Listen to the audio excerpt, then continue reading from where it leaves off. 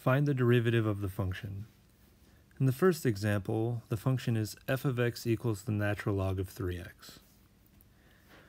Well, since this is not just the natural log of x, then we cannot easily find this function. We have to do a little bit of work. What we need to do is we need to recognize that u will be 3x. That's what's inside the log. So we know that the natural log of u is u prime over u.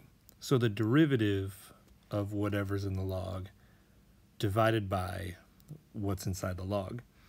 So in this case, we would have u being equal to 3x.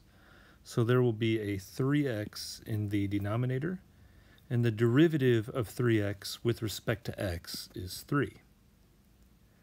So it looks like we can cancel something out here, and I guess this 3 will cancel with that 3. Oh, we're just left with 1 over x.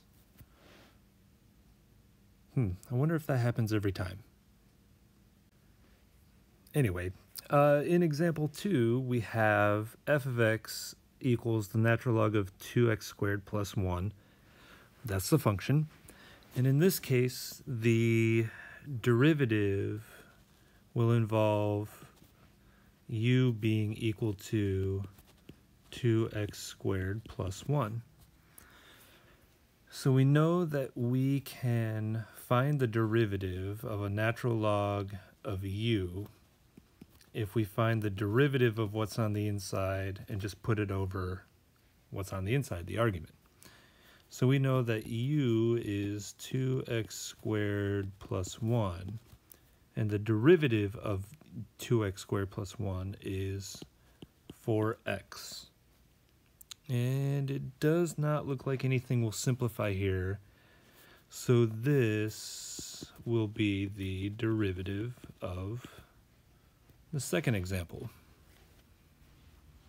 Over here in the third example, we have y equals x squared times the natural log of x. Ooh, this is going to end up using the product rule. This is an x squared times a natural log of x. So let's go back and remember the product rule. The product rule states that we will take the first function and leave it alone and multiply it by the derivative of the second function, d dx of the natural log of x. And to that we will add the second function and multiply it by the derivative of the first function. So this being the way it is, the derivative of the natural log of x is 1 over x times the x squared. And we're going to add to that the natural log of x, that's right here. And the derivative of x squared is 2x. So the y prime will equal all of this. And of course, any simplifications that we can make.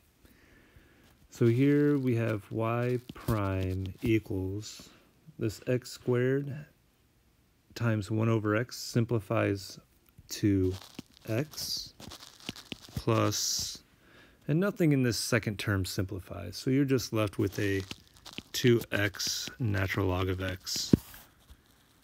If you felt so inclined, you could common factor out an x from both terms to try to solve for critical values in the first derivative. But this is your derivative for example 3 here, using the product rule.